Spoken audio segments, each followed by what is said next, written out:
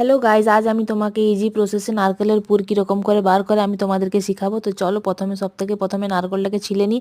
তোমরা চাইলে এটাকে বাজার থেকেও ছিলে আনতে পারবো। আমি গোটাটা নিয়ে এসেছিলাম, ঘরে ছিলে নিলাম, জলটা বের করে জলটা আমি খেয়ে নিলাম। আমাকে নারকেলের জল খুবই ভালো লাগে। তারপরে নারকেলকে ফাটিয়ে করে ওর ছোট ছোট করে পিস করে টুকরো করে নিলাম। যেহেতু গ্রাইন্ডারে আমরা আজকে গ্রাইন্ডারে দেখতেই পাচ্ছ, গ্রাইন্ডারে আমরা ওটাকে পিসবো। আর এত ভালো মিহি হয়, যেমন আমরা হাতে নারকেল পুরটা তৈরি করি ওই রকম টাইপের গ্রাইন্ডারে হয়। একদম মশলার মতন জল মতন হয়ে যায় না, আর একদমও মোটা থাকে না, নর্মালি থাকে। যেমন আমরা হাতে ঘিসে করে যেটা নারকেল পুর বার করি সেম, আর অনেকই আসান তরিকায় হয়। তো চলো নেক্সট পর্যায়ে যাই আমরা গুড়টাকে। আর আমি এখানে পাটালি গুড় নিয়ে নিলাম কিছু, 1 পোয়ার মতন। তো ওটাকে একটু এখন জাল দিয়ে নিব।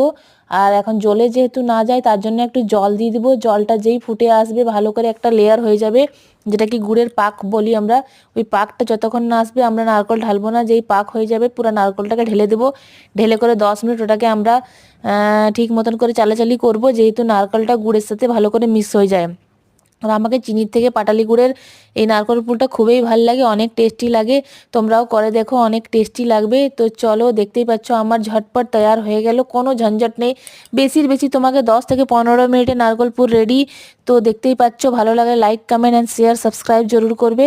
Tata bye bye, next video